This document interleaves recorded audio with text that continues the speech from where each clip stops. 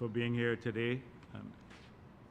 I intend to have a very short press conference. I have several other engagements, but I did not want a few issues that have come up during the week to hang on till next week without the appropriate response from the People's Progressive Party.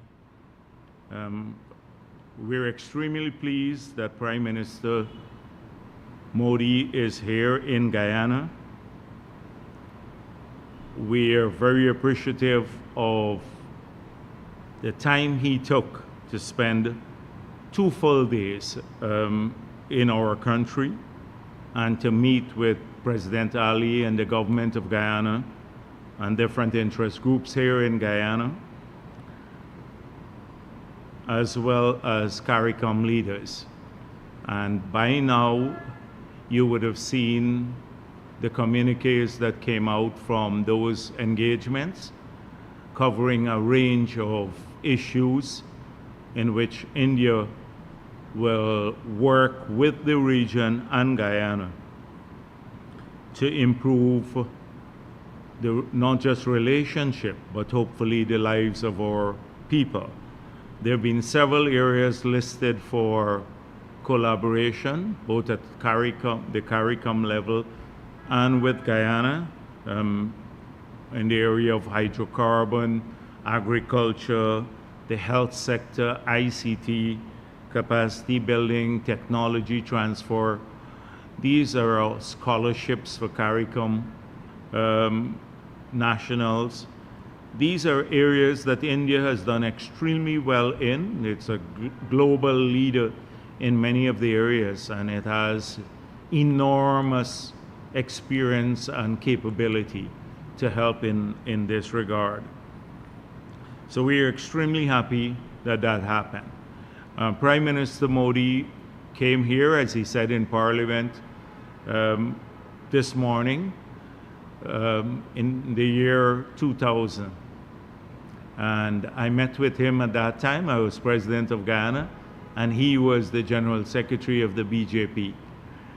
And I was extremely pleased with his meteoric rise in Indian politics. The next year, he became the chief minister of Gujarat, and then subsequently the prime minister of India. And he has won elections, re-elections, a few times with massive majorities. And it's a testimony to the trust and faith that the people of India have in him. India has been, or is being transformed under his leadership. And so for people in Guyana to understand the gravity of his presence here, they need to understand where India currently stands globally. If you look at yesterday's The Economist magazine, they did the outlook forecast for 2025.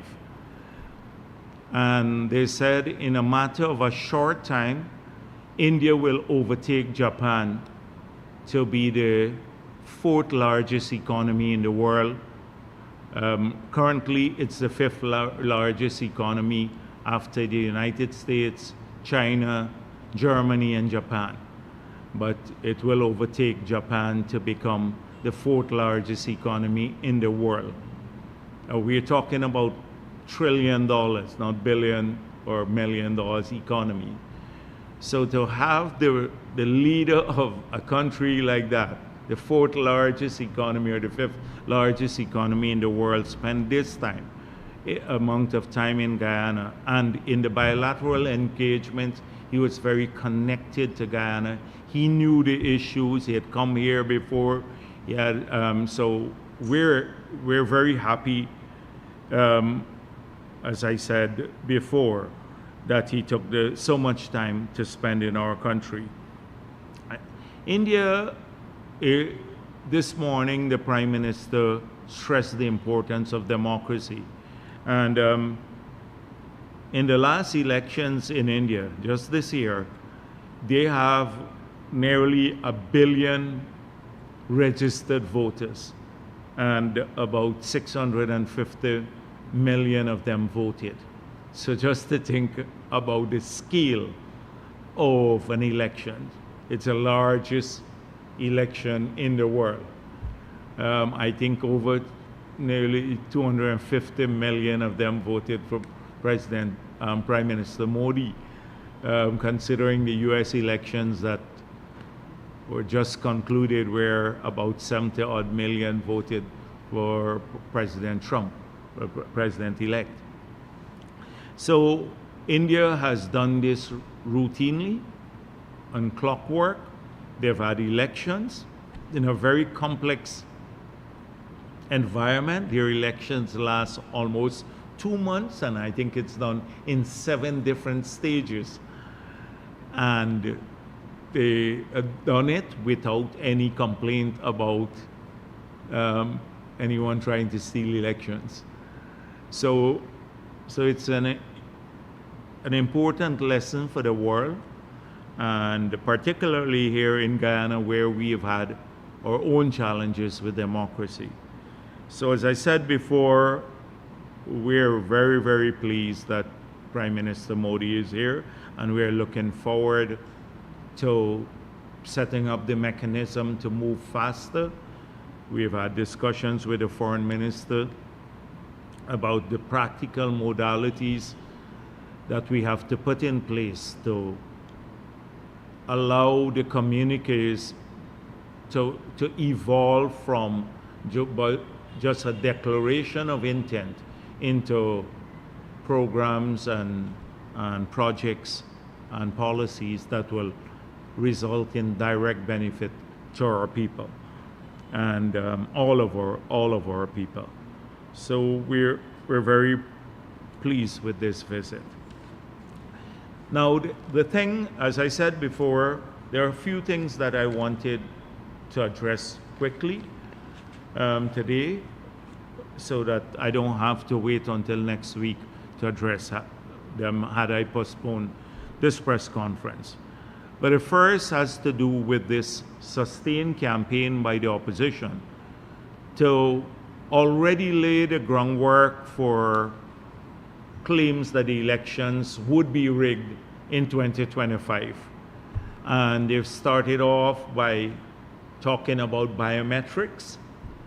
And as you've seen, most of the people who know what the laws are and the Constitution is, and the provision of the Constitution the provisions are, would know that we, as I mentioned last week, that an election was vitiated. A government lost part of its term by a court ruling simply because we use biometrics to prevent the voters from voting, when the Constitution says you cannot do that. You cannot use ID card. I pointed out how APNU supported the PPP and went and passed a law to use their ID card, but the law was ruled unconstitutional after the elections, after the PPP won, and it was APNU who turned around and challenged the law after voting for it in Parliament. So everything, the biomet, that's why I said we are open to enhancing the right of or the powers of the presiding officer to ensure that only people who are eligible to vote on election day. We're open to ideas about that. But everything has to be done in accordance with the laws of this country and the Constitution of Guyana. We're not going to do anything unconstitutional. APNU plays like sometimes they want you to observe the Constitution faithfully, and other times they want you to depart from it. We don't have a choice as politicians or as government or opposition. The Constitution don't belong to us. The Constitution belongs to the people of this country. And therefore, we have to comply fully with the Constitution. We have to remain faithful to all of its provisions. And that is precisely what we will do. And I pointed out that the ploy was to start off by re-fingerprinting everyone, knowing that that will take about 8 months. But in 8 months, you have to be ready. The elections may not be held in 8 months' time, but GCOM has to notify the president. That's what we believe by August of next year, that they are ready to hold the elections. The president then will say, I can hold it I can set the date for September, I can set it for October, I can set it for November, because elections are constitutionally due by the end of November, 3 months after the parliament was convened. The parliament was convened in September of 2020, a month after the President Ali was sworn in. So that's the constitution of Guyana. But GCOM has to tell the president, we're ready, the list is ready, everything is ready by August of next year. If you embark on this adventure that they want us to take, you would have delayed elections, and that's precisely what they want. They want elections to be delayed so they can then claim, oh, we're at fault, the government is illegal, like how they were for a very long time in 2020. We don't want that to happen. We want elections to be held on time. And so after they recognize they're on weak grounds with that plot, Norton then came up with a new issue. He said, there are people from all over the world now, Bangladeshis, wherever they come from, and we're putting them on the list now, and somehow, as though the PPP has any control over who gets on the list. We don't have, GCOM does. And that their polling agents, he said this at Calcutta, at a poorly attended meeting in Calcutta, he said that their polling agents would prevent people from voting if they're foreigners.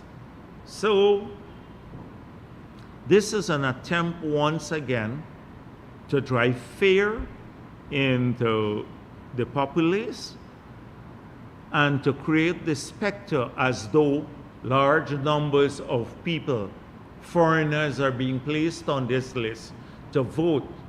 And that is the PPP method to win the elections. We don't need foreigners to vote to win the elections. When APNU was in government, we won the elections.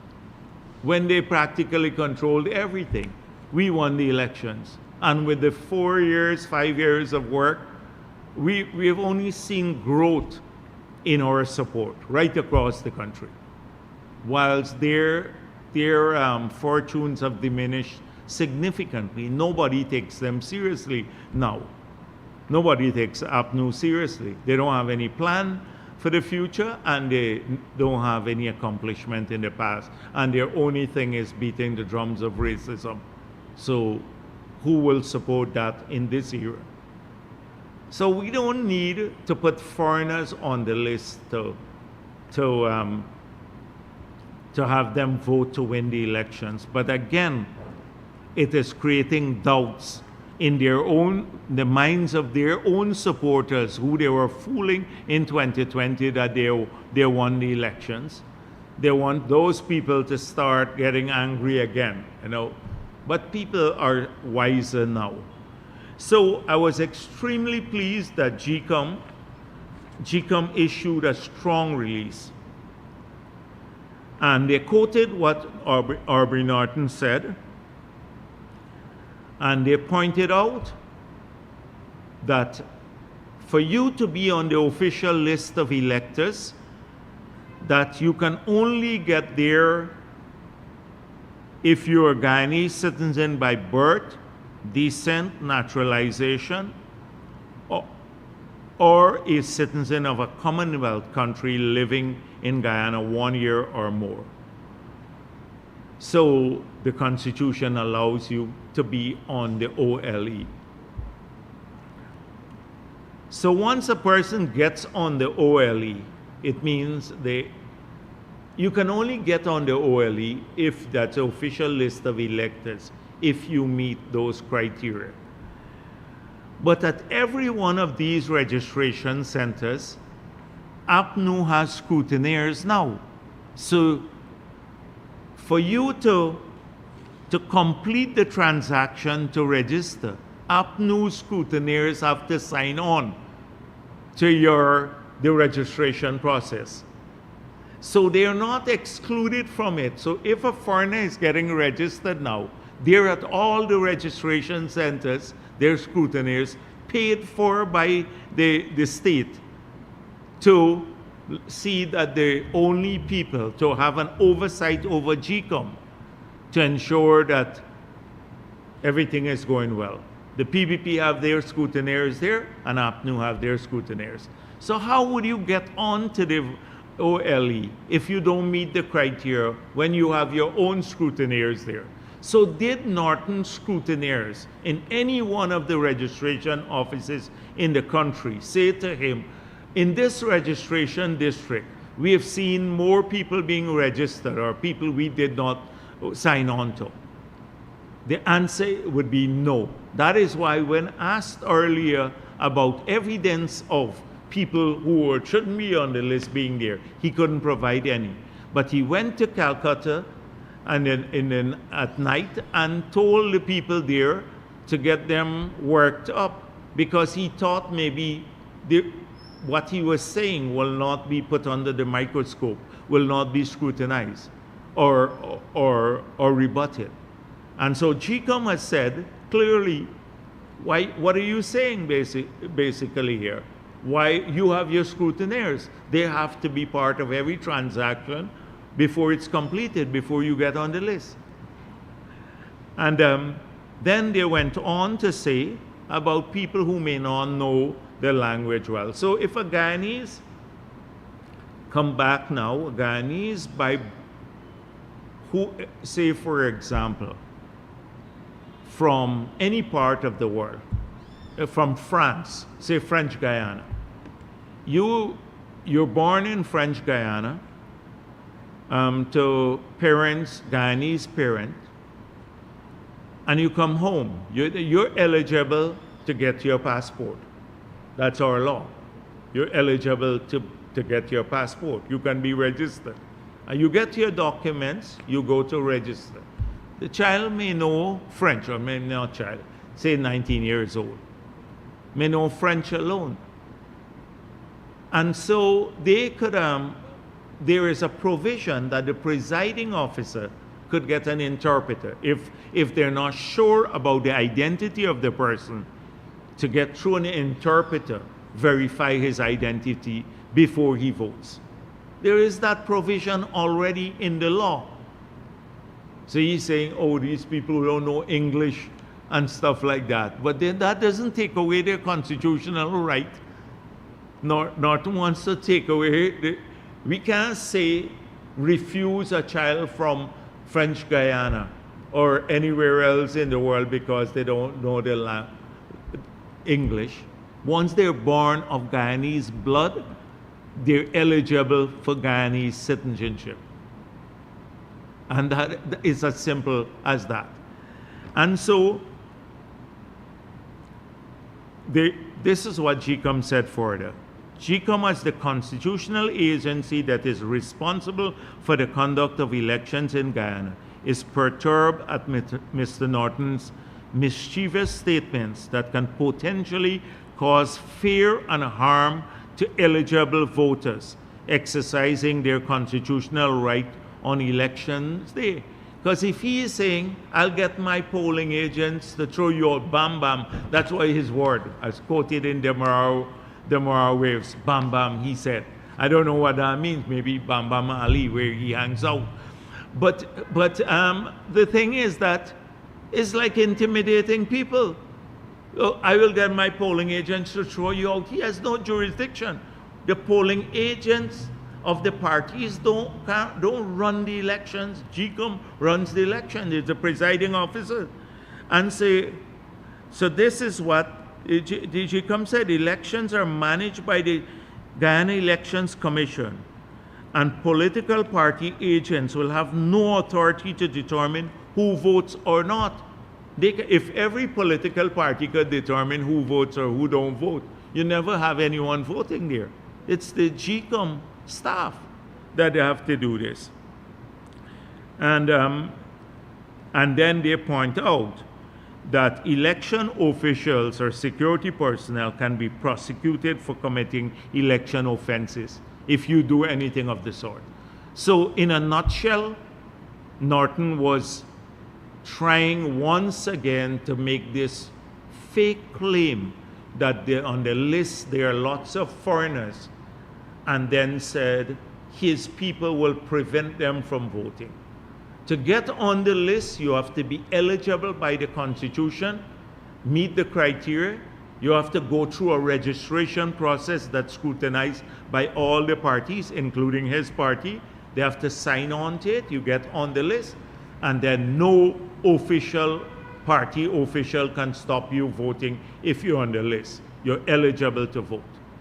Once you show up there, they have to allow you to vote. So I wonder how many people will want to be polling agents for his party. In the recount, you know what they did? They said they're polling agents in 2020. The PPP bribed them to sign off on the statements of poll. All 2,500 across all the polling places in the country. That we bribed their polling agents. If someone says that to me, I never work back for them. So now he wants the polling agents to actually do bam bam, beat up the people, throw them out of the polling place or something like that. I don't know what he means by that. But Norton, if they break the law, is going to face the consequences. So don't think you could, this bravado and the bullyism will work. We're a different Guyana, and we're not going to, even in the toughest of times, we never allowed people like Norton to bully us as a country, not more so now. So I just wanted to point this out, that this is the new front they're opening. After the biometric front is failing, the new one is, we're stacking up their list. The next thing he said, they issued a statement here, and they're trying to now dissuade people from collecting the cash grant or causing doubts in their minds, because they know they never gave anyone anything in the 5 years. They took away stuff from the children, from everyone else. Now every Guyanese is eligible for $100,000. They were opposed to the Guyanese living abroad getting it. Then they changed their minds. Now they've come up with a new thing that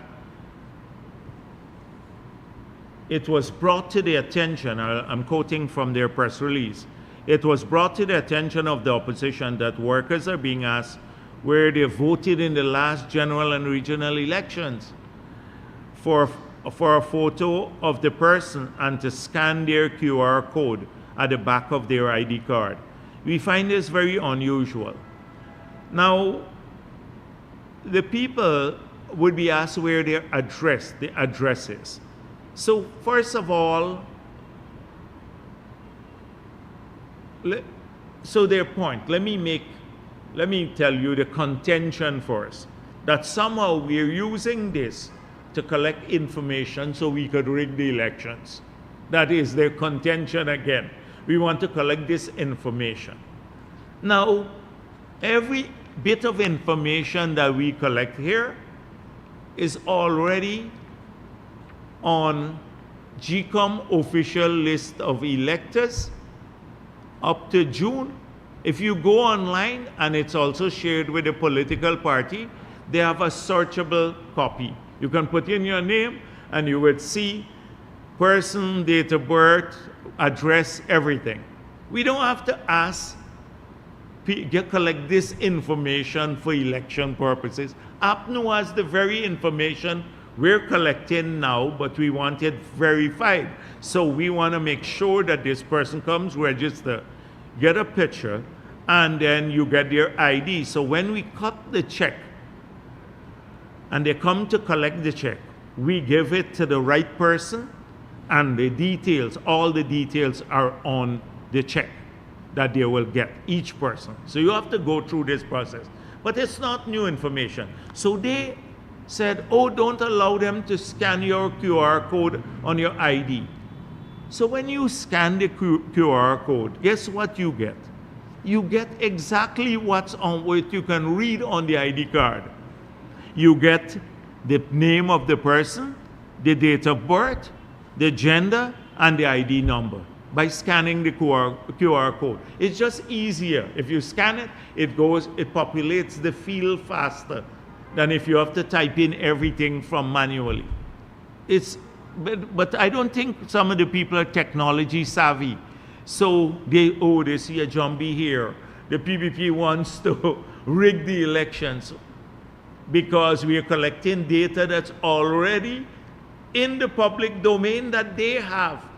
If we run a picture ID, so you know the person, but every GCOM presiding officer, when you go into the polling place, they have a folio. It's called a folio with the voter's ID, a picture of the person there next to the voter name, and they have the gender, the date of birth, the address, everything.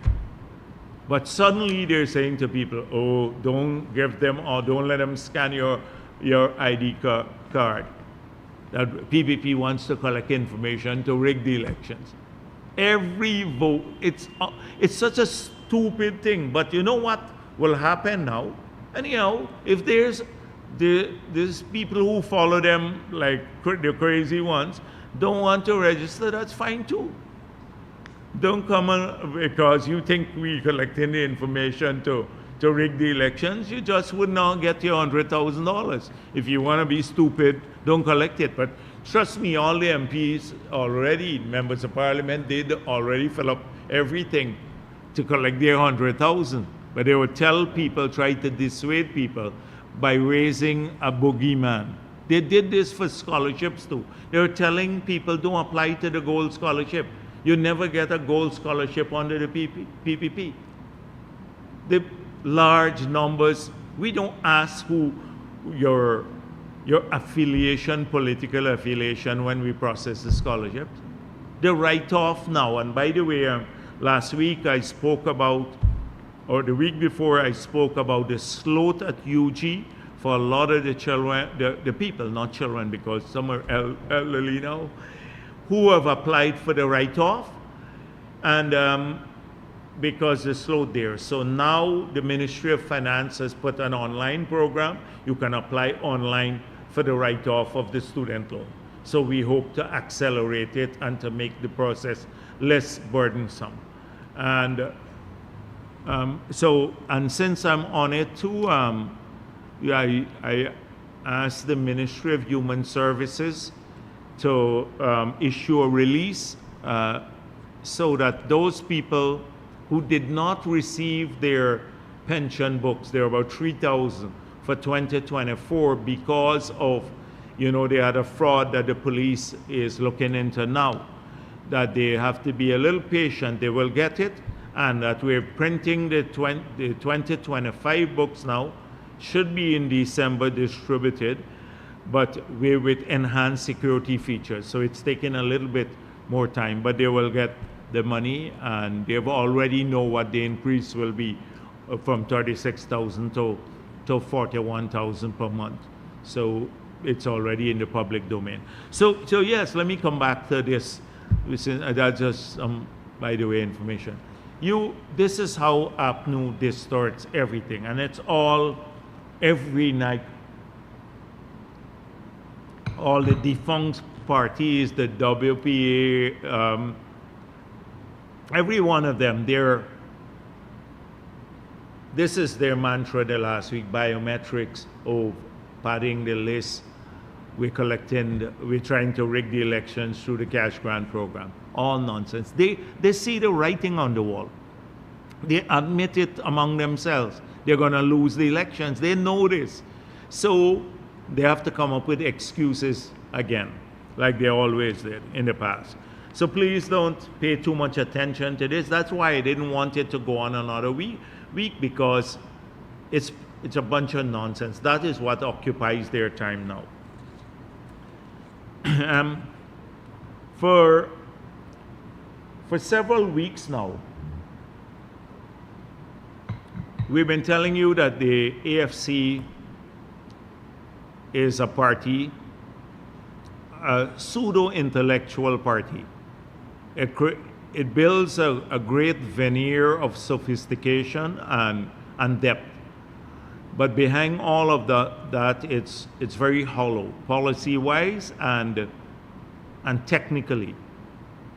And every day since we made those claims, and every time they go in the public, they prove our point. For anyone who closely watches their public utterances, you would see the numerous times when they spoke in a seemingly erudite way, and then minutes later, they had to walk back those comments because they're not technically sound. And I've pointed out to you that Nigel Hughes, when he goes to the press conferences, he will take the entire leadership of the AFC. The only one missing is Trotman from the top leadership of the party. That is like the whole party goes there, the top leadership, to a single press conference. And Trotman can't go there because he has some issues with his voice. So, Nigel Hughes, when asked directly pointed questions, has been unable to answer those questions in a manner that is, I believe, truthful, and in a manner that is, to the ordinary person, sounds logical or sensible.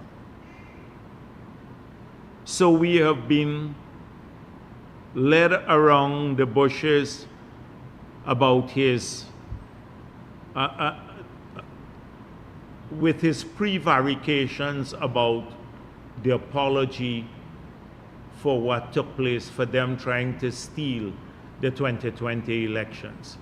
His party, the party that he heads now, was part of the coalition that tried to steal the elections.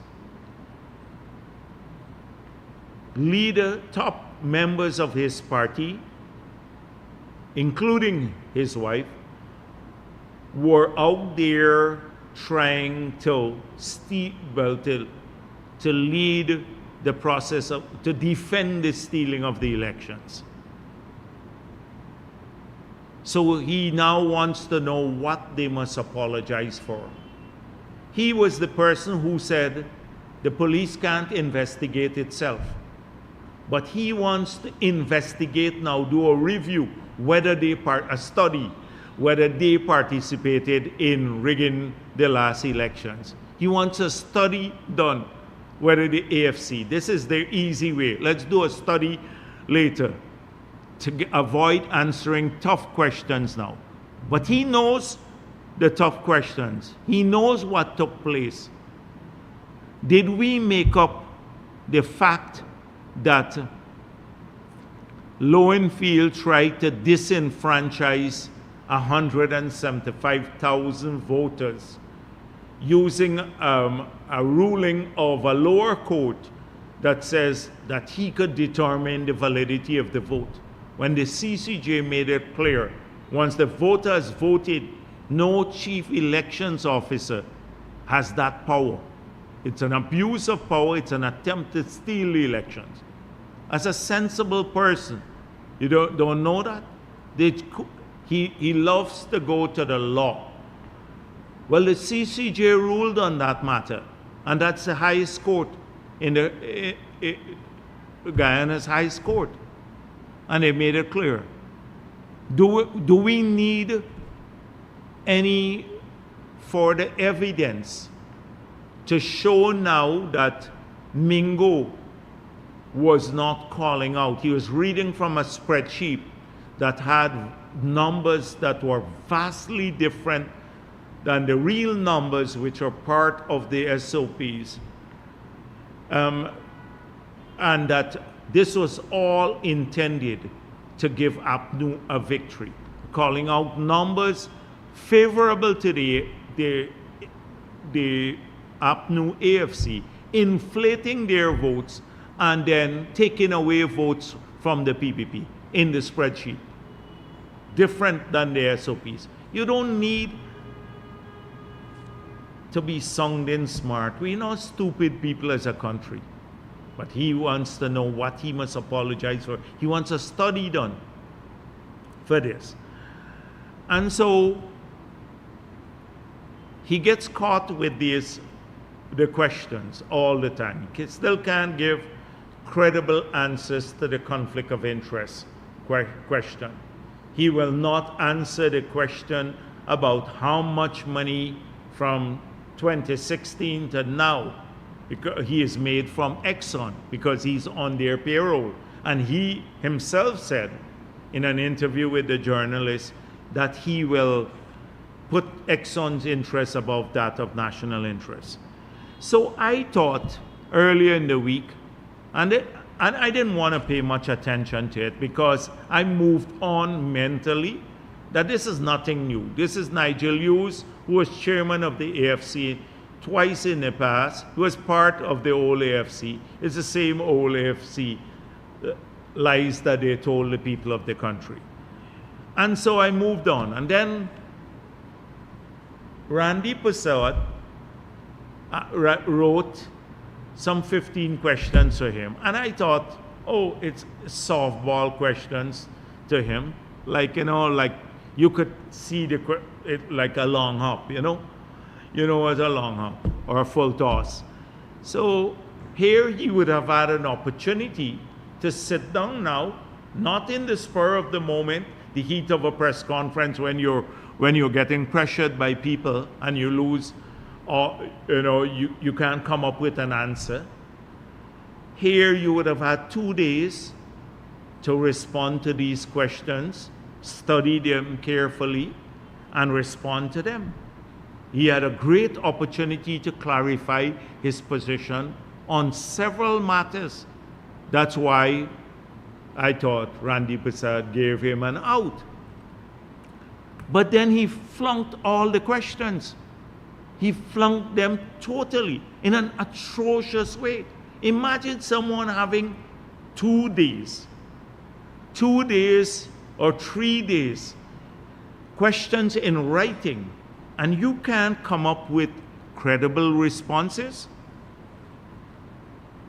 So the first one, let's go through a couple of these, and I'll show you how, for me, it's such a bad set of answers. I can't imagine how a lawyer of his reputation will give such answers. So this is what he had to say about election delays post no confidence vote. He's saying that the delays following the no confidence motion were the subject of significant legal and procedural interpretation. The matter was ultimately resolved by the Caribbean Court of Justice. As a society, we must recognize the challenges of unprecedented legal issues. Moving forward, my commitment is to strengthen our democratic institutions to avoid such uncertainties. Now, sounds Oh, the CCJ, he was waiting for the CCJ. So the first thing is that the Constitution was clear. Clear as daylight. Clear as daylight what should happen. When the night of the no confidence was passed on that night, that when I moved the no confidence motion and it was passed in the parliament, I stood up and I spoke. And they had a meeting, the entire APNU, and they knew that they had to go to elections in 3 months. So Nagamoto said the government had fallen. After their meeting, they knew that the constitutional provision is clear. You have to hold elections within 3 months. They chose not to do so. They chose to go down a route that they knew was that they would never have succeeded with, but it bought them time in office. And even when the CCJ ruled that the government had fallen, it took them several months more to hold elections. We had to go to street protests. You remember the infamous protests that we had in front of the Pegasus. And then only with international pressure and our protests, then they decided to hold elections. Over a year after the government had fallen. So he said he will strengthen our democratic institutions to avoid such uncertainties. It wasn't the democratic institutions that caused the uncertainty. The Constitution is clear, its provisions are clear. It was their interpretation. This attempt to bully their way through. It is this low-life kind of behavior that caused all of the problems that we've had subsequently, because they refuse to honor the institution of the parliament. They tried to get the speaker, who they had put in place, to reverse the ruling. The speaker refused to do that because he's a man of integrity. And then they tried to undo it through the courts. It wasn't that the democratic institutions of Guyana failed. It was APNU's interpretation and their behavior that was on trial. So how do we legislate for good behavior and for respect for the Constitution? In the period 25 years, the PNC and PPP agreed to honor the constitutional provision which says that the head of GCOM shall be appointed in a particular manner from a list that the opposition leader submits to you. For 25 years, we worked with that constitutional provision. There was no doubt about it. It was all the parties accepted. There was one interpretation of it. I submitted one list to Granger. He rejected everyone. Submitted a second set of names to him. Notice he rejected those two. Third list, he rejected those. 18 names of some of the most prominent people in Guyana. He rejected all of them and then didn't find them fit and proper, and unilaterally appointed a person who was, I think, 94 years old to run GCOM, whose first act was to try to get them to do something that was illegal, which is to go back to house registration. It wasn't that the Constitution was at fault. It wasn't that the practice was at fault. The two parties honored this for 25 years. What changed? You had a man who come in now as president and decided, I'm not going to obey it. It's a dishonorable thing. And the AFC and APNU acted dishonorably in the no confidence motion. dishonorably. So to say you will strengthen democratic institutions to prevent this uncertainty, you generated the uncertainty. It wasn't the democratic institutions that were at fault or our constitution. And so to respond in that manner is something I didn't expect even. Secondly, the second one, 33 versus 32 majority argument. And somebody needs to give Nigel Hughes legal advice. This is what he says in this one. I couldn't believe it when I read it. He said, one of the unfortunate consequences of the ruling of the CCJ is that in Guyana, a simple and absolute majority requires the same number of votes, 33 members of the National Assembly. So he said, at the conclusion of the answer to this question, he said, the unfortunate thing about the CCJ ruling, that to have a simple majority in Parliament and an absolute majority is the same number. So it sounds smart, but it is so flawed that even a child would know different. And this is a lawyer. So let me explain to you how this works. So assuming on a day in Parliament, on a given day, there is a legislation before the members and they have to vote on the legislation. And 50 members of a parliament show up in the parliament.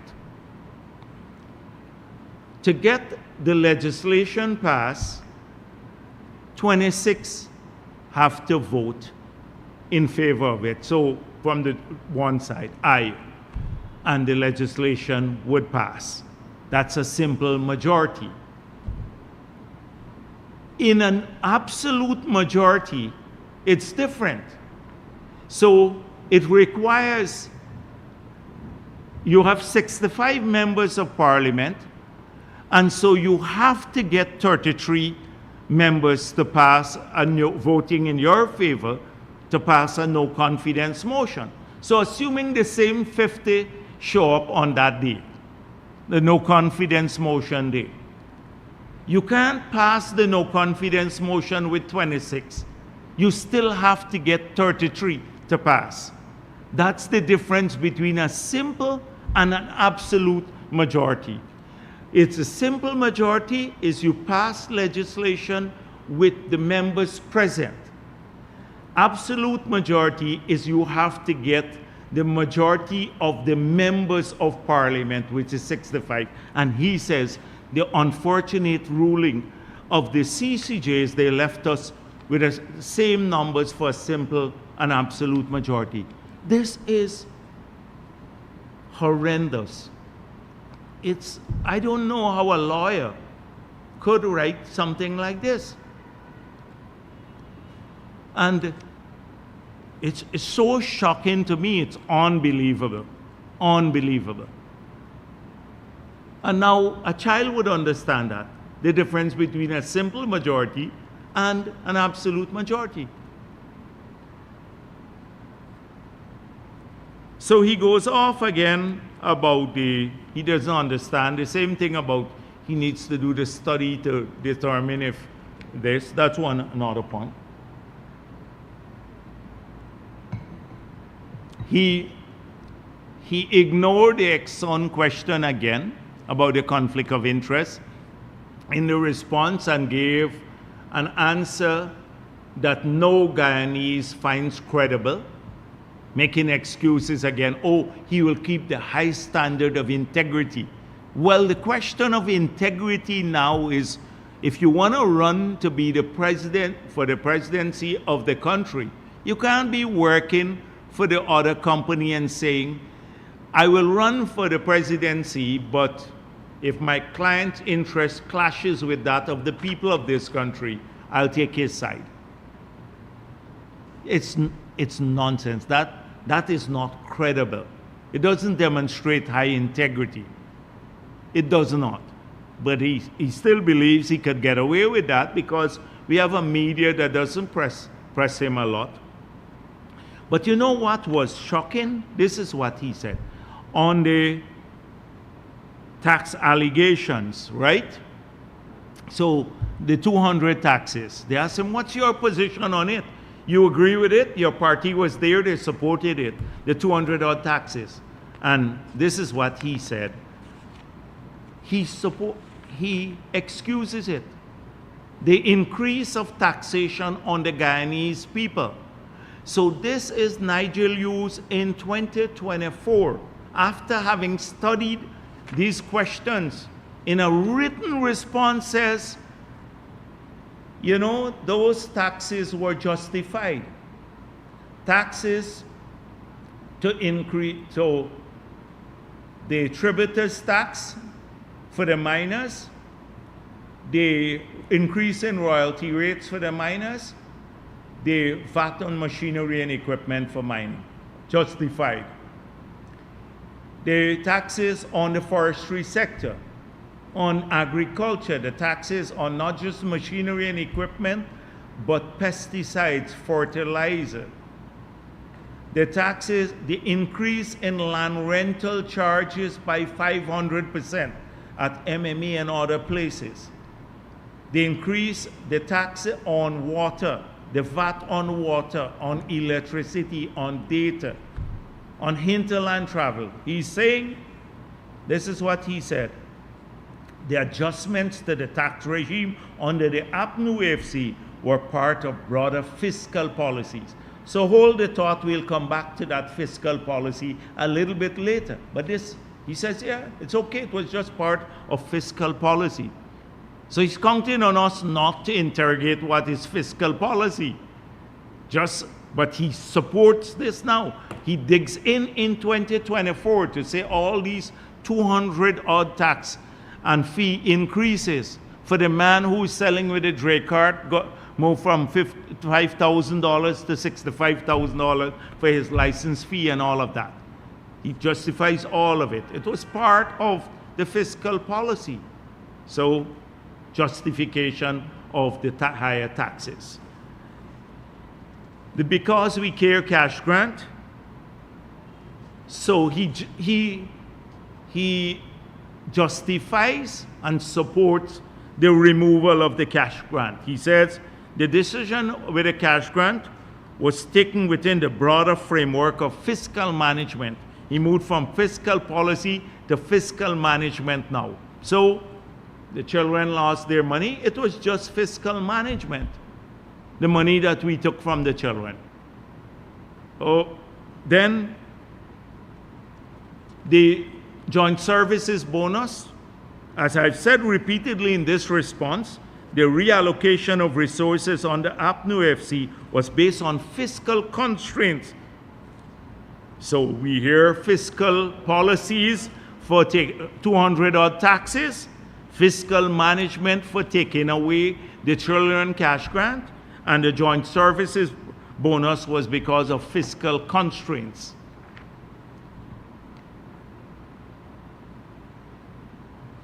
So let's examine the fiscal situation then on the APNU. So the first thing is that the revenue to the government of Guyana grew by $92 billion from the last budget that the PPP passed in 2014 to 2020. So you had $92 billion more in revenue because of taxes, the tax policies, and everything else. So they increased taxes, they collected $92 billion more per year. This is per year. So you have $92 billion more to spend per year now. Then there are two big sets of expenditure in any budget: capital expenditure and current expenditure. So from 2014 to 2020, every year the capital expenditure of the government of Guyana was lower than 2014 2014, except 1 year. So you didn't increase capital expenditure. And what are the capital expenditure? It's to do roads, schools, hospitals, etc. So you can check the budget. So if you get $92 billion more per year in revenue, and you didn't increase your capital expenditure, so where did the money go? It had to go to recurrent expenditure. So what was the recurrent expenditure that was so important, more important than our children cash grant, more important than the subsidies to the pensioners, more important than the joint services bonus? What were the expenditures? Under this, because of the fiscal constraint, fiscal management, etc. So he prioritized now in this fiscal framework that the 50% increase to ministers was more important than the children cash grant. That is what he's saying, because they had to take away the children money for fiscal, because for fiscal policy and fiscal constraint. But at the same time, when taking away money from the children, the minister's salary grew in the first 6 months by 50% to 100%. How come the fiscal constraint didn't apply then to them, and it applied only to the joint services bonus or the children's salary? How come? How come fiscal constraint didn't apply to the ministers when they decided that the state will pay for them and their families? So Nigel Hughes would have been a beneficiary too, because Cathy Hughes was a minister, to pay for them to go abroad to seek medical care, not in Guyana, which we discontinued. It was never there before we came into office, and we discontinued it when we got back to office. So the millions spent on insuring these ministers, etc., paying their premium so that they can fly abroad for medical care with their families, how come the fiscal constraint didn't apply there, but it applied to our children? So I can go down, there's a long list of things that I can go down. I have some. The increased rentals in the city, of buildings for government by $1 billion, over $1 billion actually, per year. That could have practically funded the children grant. So the rental of new buildings. So a member of the AFC, I think we might still have the building up to now. A member of the AFC got their building rented from the Ministry of Natural Resources. Very close member of the AFC, because Schwartzman was the minister.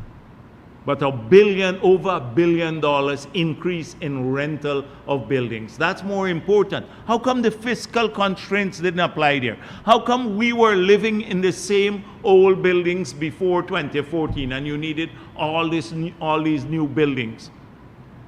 The fiscal constraint didn't apply. What about fiscal management? Did it apply? Or fiscal policy, since he's using all this? I don't think he understands what he's talking about. I don't think Nigel Hughes has a clue what he's talking about. But it sounds good, fiscal management, fiscal constraint, but it's all nonsensical. He's justifying the failed policies, the policies that took away welfare from our people. He's justifying it. And so how come that didn't apply? They didn't look at it. What about the Durban Park, the $600 million missing there? How come fiscal policy didn't apply there? They spent $1.6 billion on that failed thing there, and $600 million is missing. How come that could have paid for the pensioners and maybe the school kids grant for more than a year. How come fiscal constraint didn't apply there? How come fiscal constraint didn't apply when they gave a contract to their advisor in Jamaica, a PR consultant, to supply scales to Ghana that never came? I think $70 million. How come fiscal constraint didn't apply? How come fiscal constraint didn't apply when Cathy Hughes was giving herself contracts in our own ministry?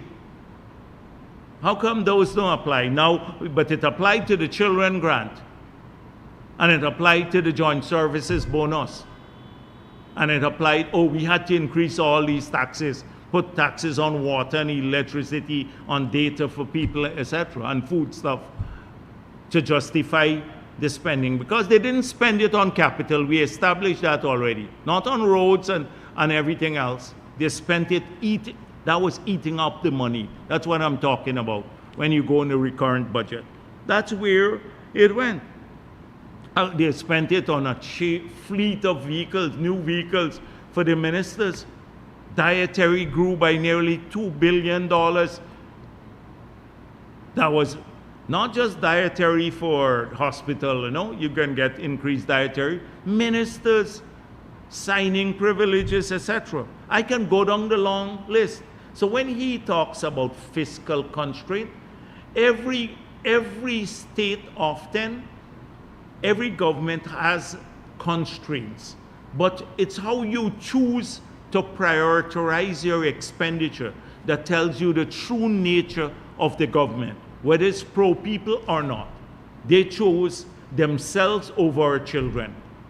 They chose themselves over our children. They chose themselves, the privileged few, over the joint services and their bonus, the people who are serving us every day and night. And they callously increased taxes and said, oh, it's fiscal policy, pay more taxes. We need it so we can spend it on ourselves.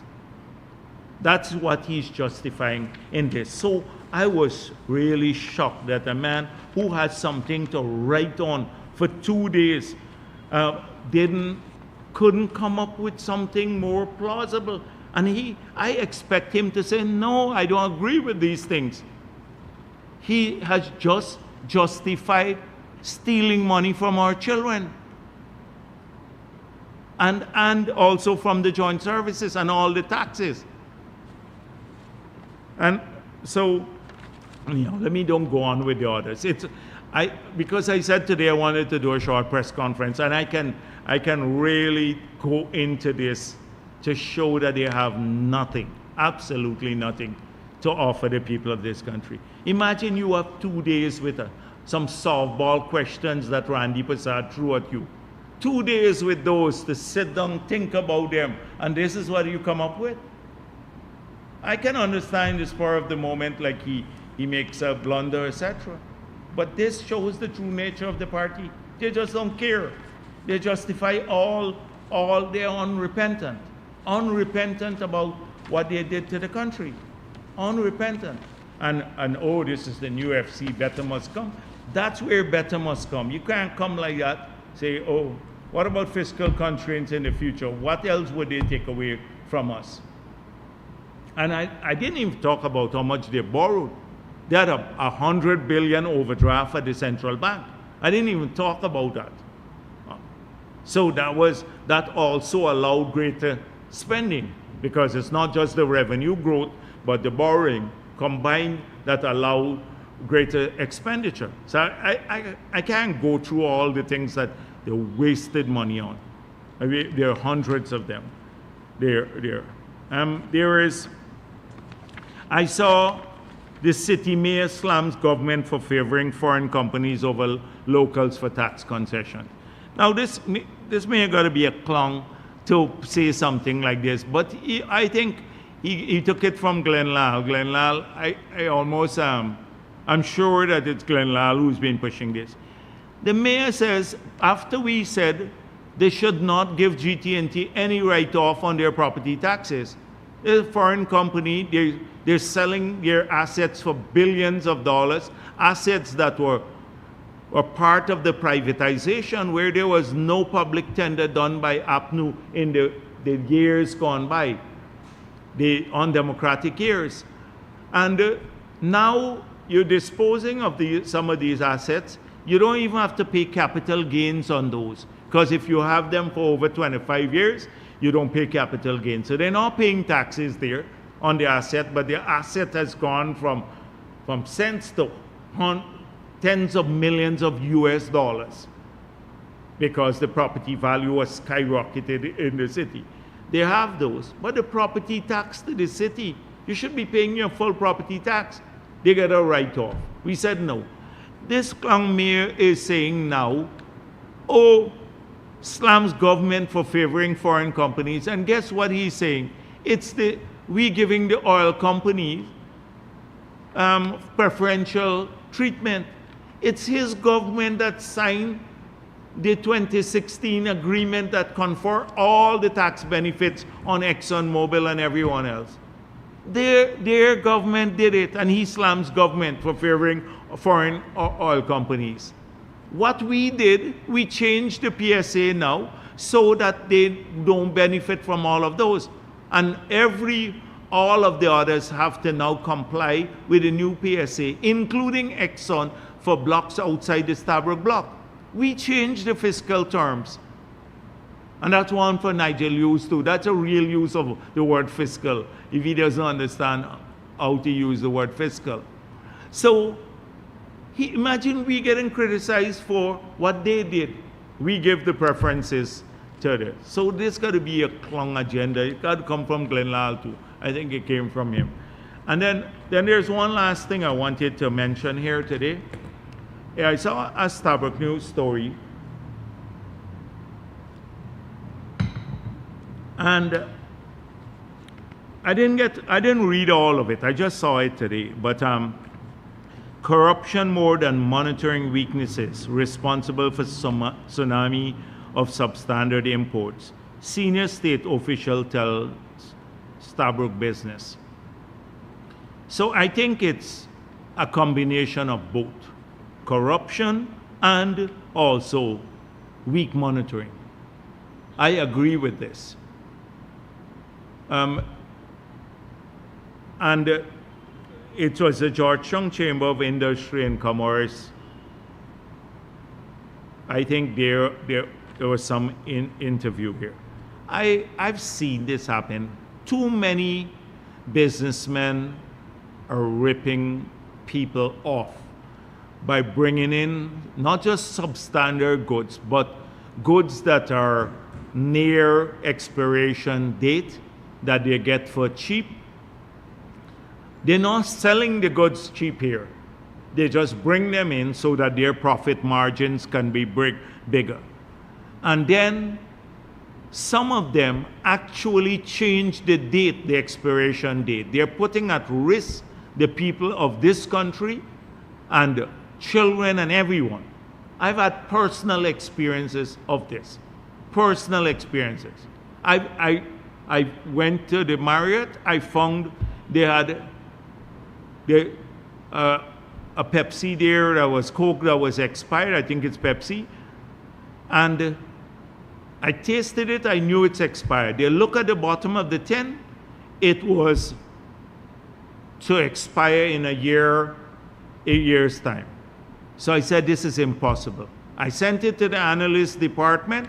They found that it had expired 6 months before, and it was restamped at the bottom. They tracked it down to a place on the East Coast that was stamping this. A couple days ago, again the same thing happened. And so I can relate to it. I talked to the analyst department again. But sometimes I don't know where this happens, where it's the analyst department or at customs. But it seems as though some people are turning a blind eye to this, or there may be corruption involved. Weakness in monitoring or corruption involved. That's why I agree with this article. And it's putting people at risk. It's putting people at risk. And I'm in favor of severe penalties for people who restamp particularly goods. So even if it comes in near expiration and they sell it off before the deadline, that's fine.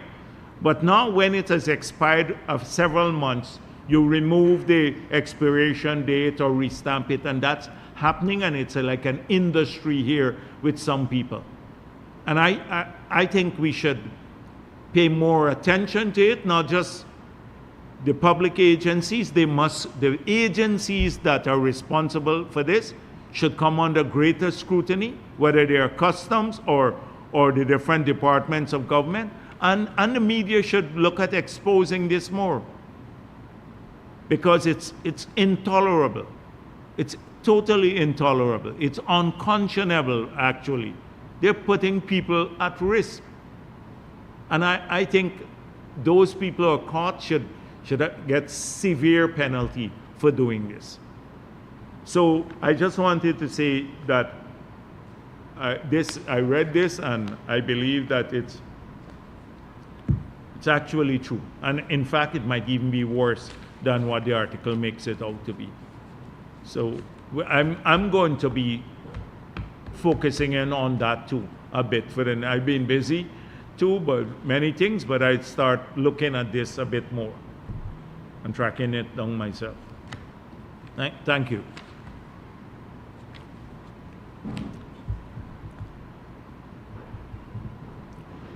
Good afternoon, Dr. Jagdeo. Sir, I know you touched on the 2018 no confidence motion a bit, but can you say... Oh, all right, just 1 minute. The president is trying to call me. I think I might even be a little bit late. Let me just see if I get in. Yeah, go on, I'm listening. Okay. Can you say what evidence is there to suggest that AFC's Nigel Hughes was the architect behind a strategy to delay holding of the election, sorry? So the thing is that what's going on? What time? What?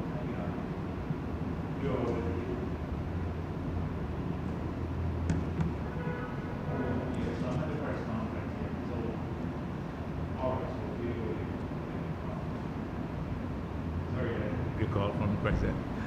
So yeah, so I have some more time. I don't. Yeah, he's still stuck at another engagement too. So yes, so the thing is that there are political parties. I don't have. Nigel Hughes is now the leader of a political party. When you're the leader of a political party, you have to bear responsibility for what your party has done. His party's track record is clear for everyone to see. They were part of the plot to steal the elections. Many of the people who were elected with him there and sit at the table with him, they were part of that plot. So you have to stretch our imagination very far to believe, to have us believe that you didn't know about anything. You're a babe in the woods. You didn't know about what was going on in the country at that time. And now you want us to believe, well, he hasn't even divorced himself from his party's track record. Want us to believe that you would have to study if they did anything wrong. There's no contrition. There is no remorse. Because you have to bare your soul before you can redeem yourself. And they're not prepared to do that. You heard what I just spoke of. They support a policy of higher taxation. He supports a policy of removing benefits from children. He supports a policy of taking money from the joint services. Supports it now in November of 2024. And now you want me to believe that he had no role in this whole process. He didn't know, but he heads a political party. They're going to contest the elections again. So He claims he doesn't have personal responsibility. So that's what he gets away with, you know. But you're the leader of your party. Do you have a collective responsibility then? Thank you. That's what he claims. But I'm convinced they knew everything that was going on. Sir, can you give us any update on the cash grant process? Is the I think they did a significant amount in Region 9, and they started with a public service. So that's where it is now, because we're trying to get the public servants, the pensioners, try to get them registered first so they can get their payments, and then the others too. But at the same time, we're registering people, so in the other regions too. Hopefully we'll be able to move to the other regions soon.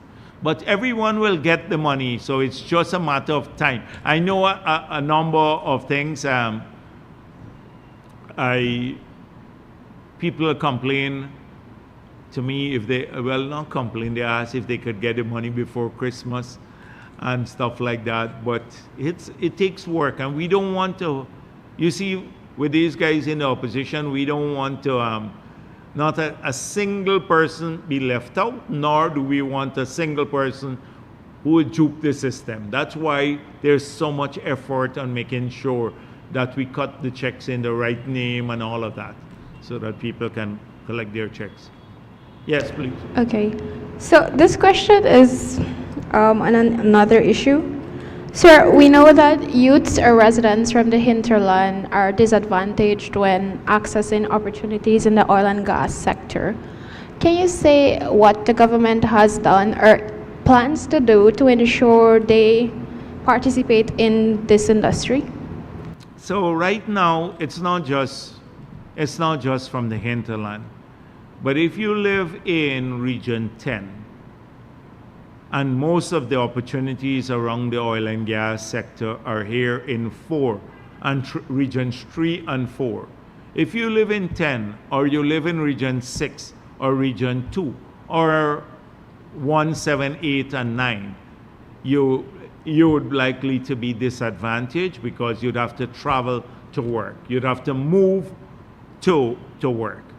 So that is why we started with a part-time work in those areas, and we're trying to shift a lot of the job opportunities through a number of initiatives. I don't want to list them here today, but like the call center shells, the co-investing, the generation of more, the changing of the fiscal regime so you can so you can get more incentives for investing in a region not outside of, say, Region 4 to generate jobs in those areas, say like in Region 10 or so. So it's not just hinterland people, but all people who live outside of 4 and 3.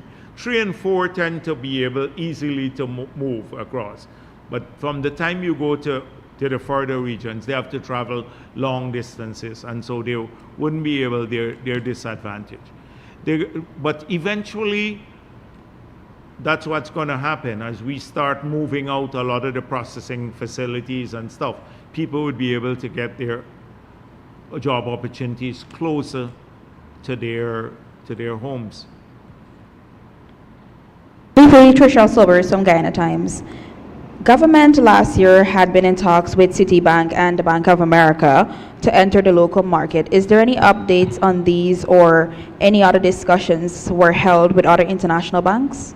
Yeah, so a lot of the banks, through the de-risking program, they have exited the region. You know, the region has lost many of the correspondent banks. Many of them are just selling out and moving out of the region. And that is why it's become a global concern, particularly for small countries. We've been lucky that we've been able to still maintain good correspondent relations with US institutions. we had discussions with Citi about the possibility of having a commercial bank here. And they told us they've exited the entire retail banking in the entire Latin America. The only place they had a presence in was in Mexico, and I think they may exit that too. So that's retail banking. But they're still open to a representative office here in Guyana, which would allow them to be able to provide loans to Guyanese business through a representative office. So those discussions are ongoing, and we hope that we can do things. I had a discussion with the bankers. I have to meet with them again. That was primarily to address some of the kind of collateral they can use. Soon there's going to be a piece of legislation going to Parliament that would allow them to have greater or can use more movable collateral to securitize loans. That's going to Parliament soon. So to get more financial sector sophistication, deepening the financial sector, we'll work with the local players. We'd have to create and then try to get new entrants into the market. We expect that by the digitization of biometrics and moving to a digital society, that we may be able to better intermediate credit in the future and have a faster way of intermediating it, but through digital means too. So a lot of that kind of discussion is ongoing. We're hoping to have more retail banking in Guyana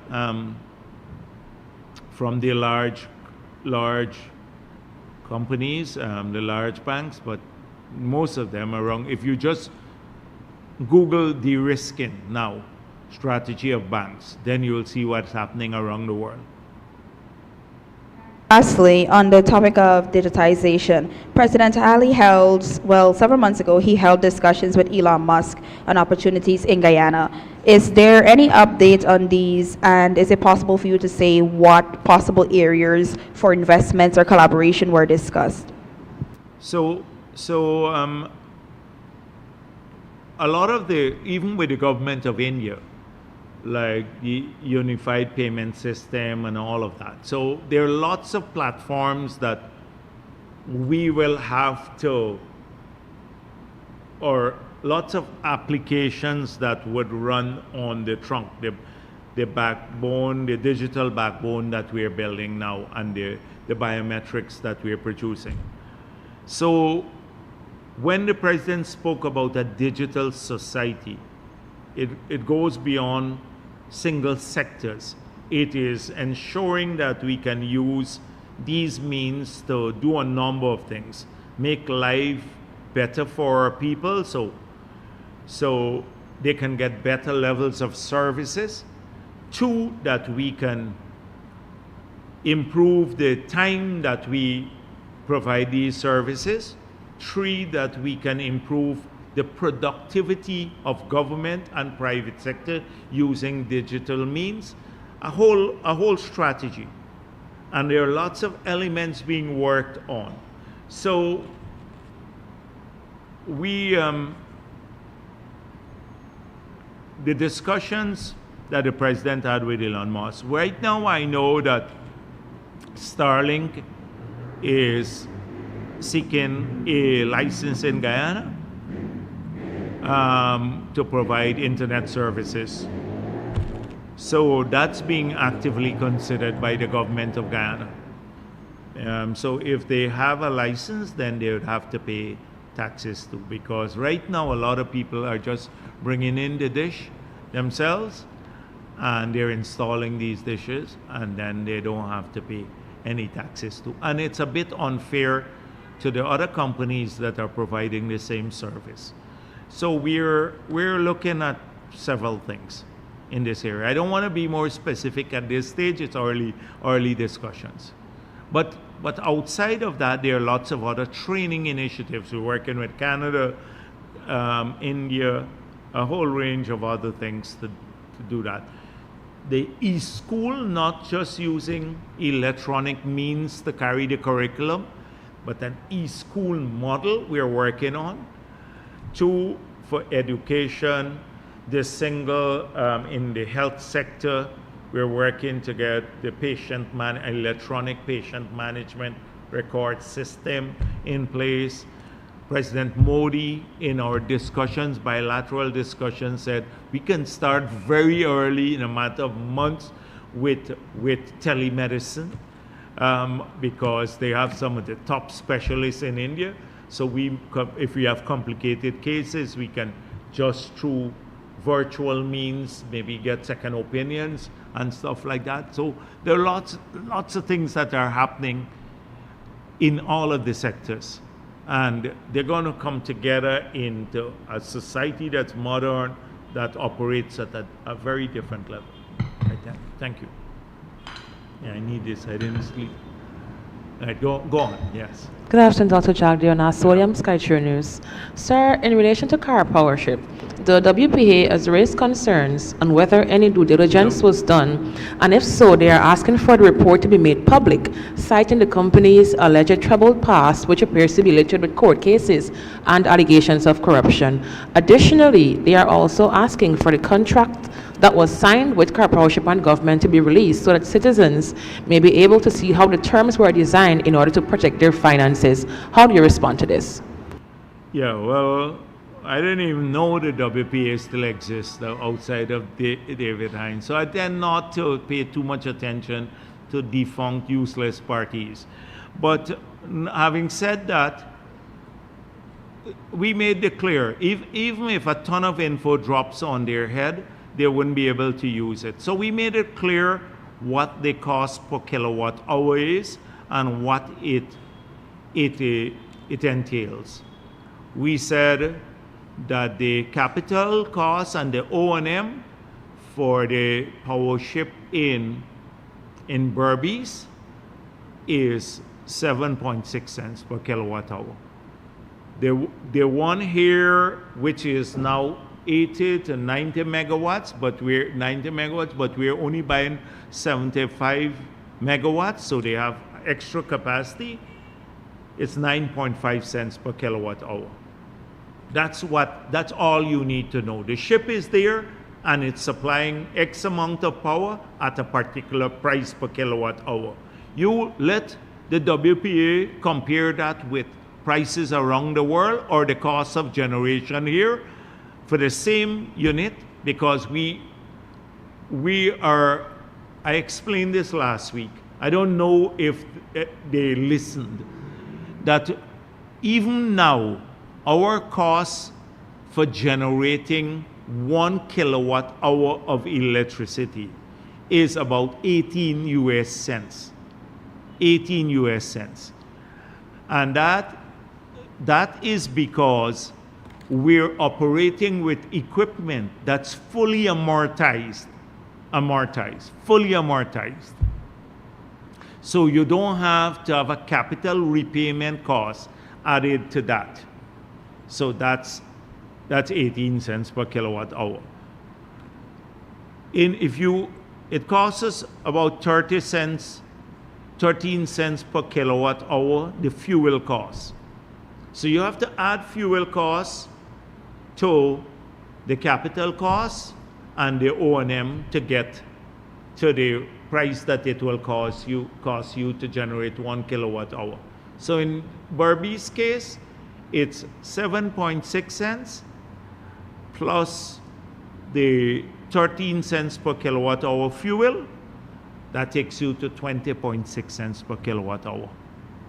In this case, it's 9.5 cents per kilowatt hour from the new power ship to come, and 13 cents, it will take you to about 22 cents per kilowatt hour, just over 22 cents per kilowatt hour.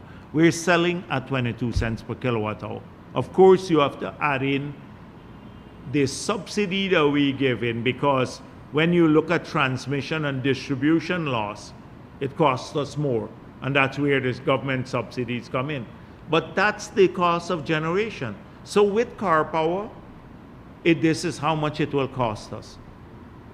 Which government has been more transparent? You think when Pato went to buy the thing in some German equipment that they put in the executable course, that's the only thing that they did. You had any information on it? You didn't have any. I came here, I'm telling you the exact price we're paying per kilowatt hour. That is how we work. And so WPA is just looking to get relevance. Nobody pays attention to these people. They're fossil from even before fossil started accumulating. And so I don't waste my time with WPA and all of that. Yeah, they want us to extend the life of the government. Who pays attention? Anybody to them? They're just wasting time. David Hines are running around trying to sound like they're relevant. All of those guys had big perks. Big perks. You check where they were working.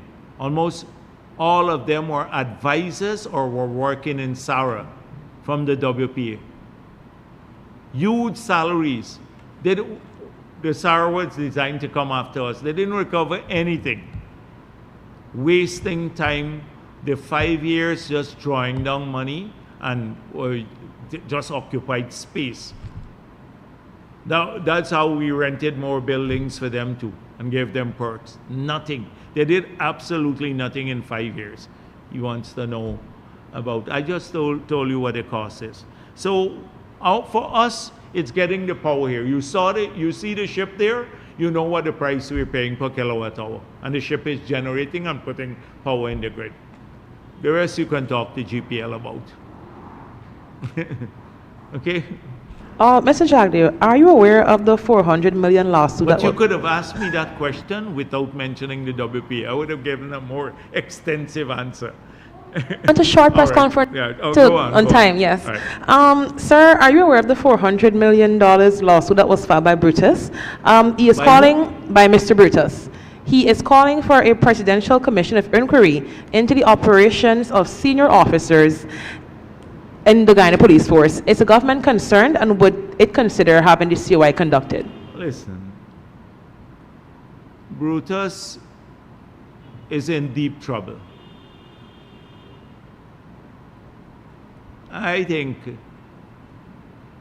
Brutus is clever at building smoke screens, and that's all I'm going to say now. If he knew about all of this big upright officer, why did you wait until you got 240 charges to call for an inquiry now? You knew about all this wrongdoing all along. Why didn't you tell the president or the commissioner of police, we have all of this wrongdoing going on now. I'm a big upright officer. Still, it's all going to play out in court. And he would have his day in court to justify how somebody could get, how many million in their account? 500 or 800 or something? Huh? 500 million in your account. I see the people who went to his wedding. Thank God I didn't go. I think I received an invitation too, or else I would have been part of the lawsuit. The people who went to the wedding. So the thing is, I don't pay attention to this. He could have easily, if he has all of this corruption that people engage in, release it to the public. That's what I said. Release it to the public. Release it to, don't worry, commission of inquiry. You know what they are? Go to the media.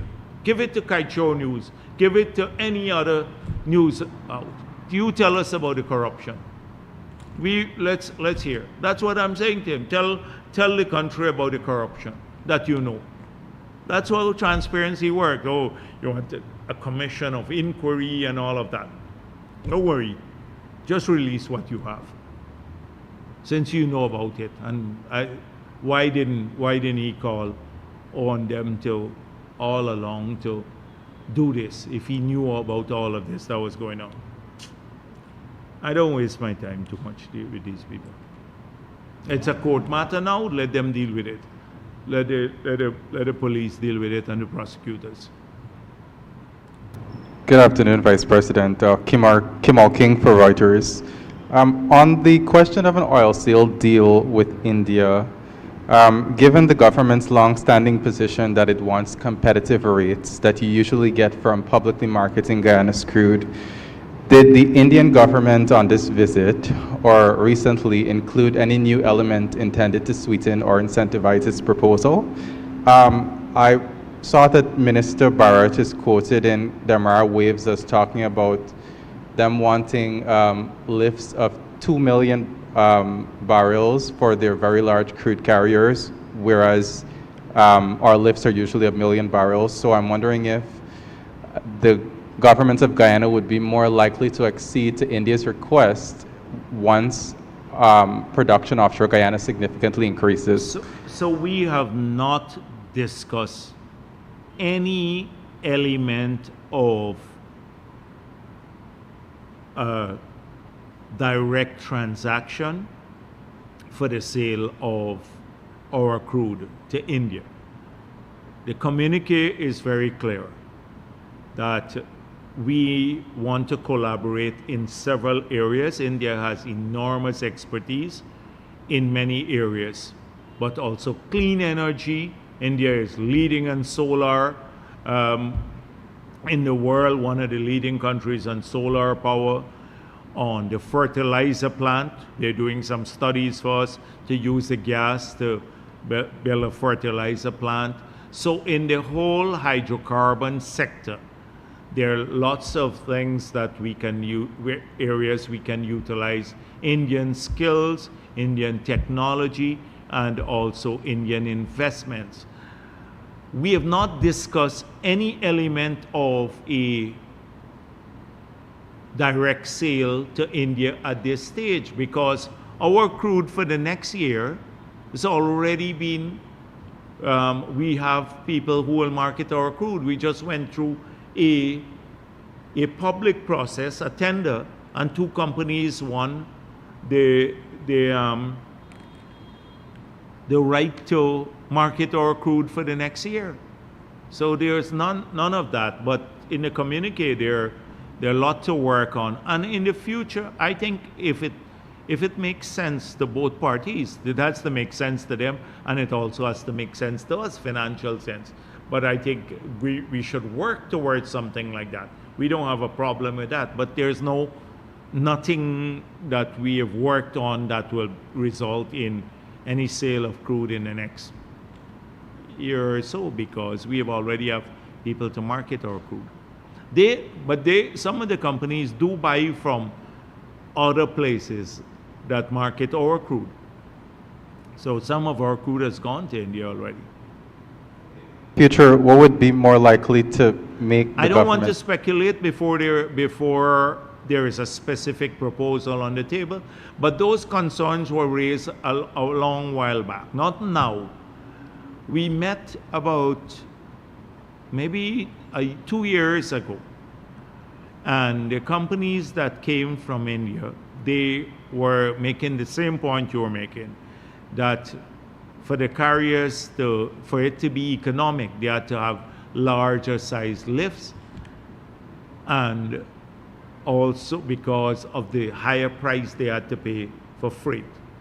So they can't be that competitive. So those points were made earlier too, and I guess they still remain relevant, but there was no specific discussion on this trip about any of those. But we're looking forward to working with India. India is a major, as I explained earlier, India is a major power. And there'll be a time maybe when, if there is an oversupply of the market, you may have to go to long-term contracts. But that's not the time is not now. Thank you. On the gas to energy project, you have mentioned in the past that there was expected to be some movement on the loan request, specifically the bank taking the loan request to its board, and that had to be passed through Congress. I don't want to, I'm waiting for them to release information, but we got some good news today came through. But I'm not saying what it is because I'm not, since you raise it, but some good news came through today. But let's wait until the releases come from the appropriate place. We in the arbitration process with your contractor? Well, they still, I think they have to, now that the teams visit in the DUB, right? And then, this is the gas to energy project, right? So I think they have to make an oral argument soon, and then they would rule. So if the parties are dissatisfied, they go to full arbitration. Okay, thank you. And is there any progress on concluding the new petroleum agreements with companies from the oil auction? Follow up with Vic. I do not think so, except in one, but that had gone a far way. But I don't think we have made any progress. But I may be not up to date on that because that's more routine. I'm treating that now as routine. Well, Vice President, why is this taking so long? It's taken this long because we want to be, since some of these people are locals, we want to give them all the opportunities they can to get the required investors, particularly the local companies. And so we have a choice now where we can shut this down today and we can say, all right, wait until we have contracted the firms to do the seismic, including in these areas, and then we will have to go out back to an auction in the future with the seismic for these areas, or still try to see if we can conclude an agreement. So it's not hurting us. We're not losing time in any case because the seismic, we still have to do seismic work in these areas. Okay, well, you are not losing time, but what about the investors like the Total group that has more experience? No, Total and the others should be moving by now. The Total, that one they had gone a far way in moving that one. That one would be concluded and should have been concluded by now, hopefully. It's not going to wait on No, that's not going to wait. I'm just saying the one that had great promise was the Total one, that particular block. So I'm hoping that would be concluded. But then the others, remember Exxon pulled out and they wanted to use the area for carbon capture and storage, and we don't want to do that at this stage. And then the others were small companies that still have issues with raising the capital and finding operators. So what I said there excludes the Total arrangement, which I think had great promise, and they had gone a very far way in concluding that. Right, and finally, are you able to provide an update on the negotiations between the government, Fulcrum, and Exxon on potential gas development? No, I don't think they've started major negotiations as yet. I've not seen any report about that. They had to sign non-disclosure agreements and a whole range of stuff. But I don't think there's been any major negotiation as yet at this point in time. Yes, please.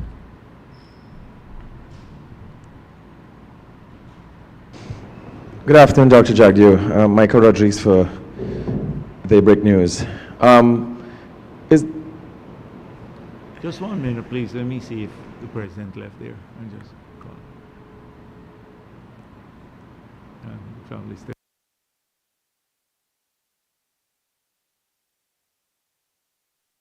Yes. Guyanese have been known to come up with elaborate schemes. Once in the past, there was a massive fraud coming out of the American embassy. There was the backtrack days that Glenn Lal was a part of.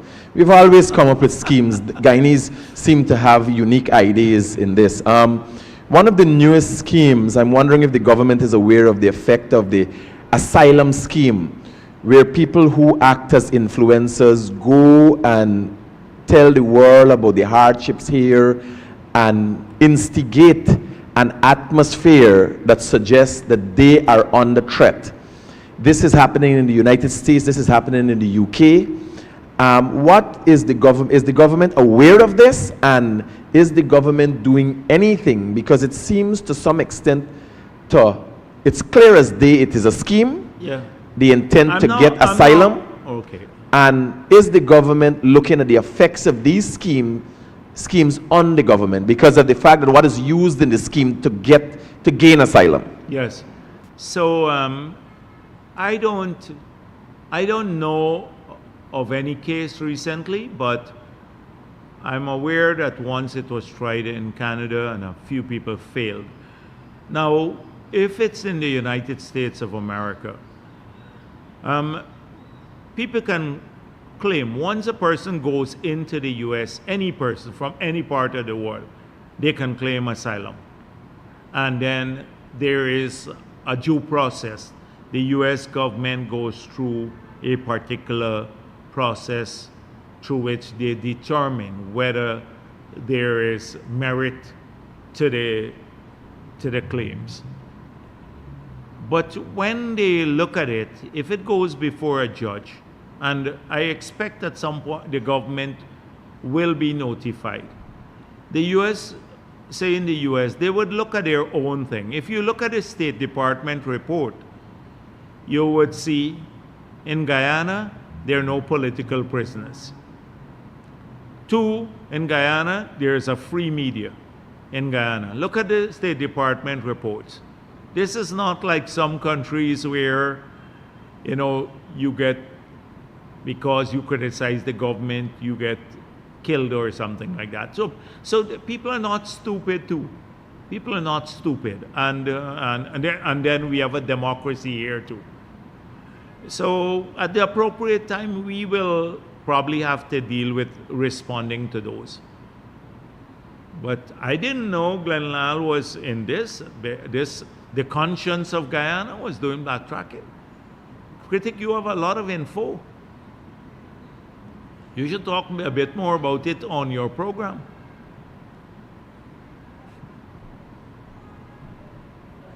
Yeah, good afternoon. Question. Sure, I'm very question, sorry, but can you? Have to. I take 2 more. I normally don't shut down questions, but I just take 2 more. We understand. We understand. Yes. Just want to know who approves the consultant to conduct studies for the EIA for the oil projects, and can you say if the government is comfortable because the consultant has been used now has. Which project? I think Exxon has used the same consultant for 9 projects now.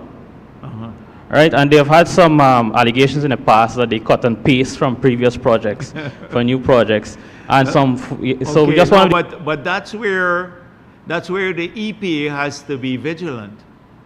So when they're presented, the EIAs are presented to the EPA, then the EPA has to be vigilant to see that all of the questions that should be answered are answered, and to their satisfaction too. That's why we have an EPA.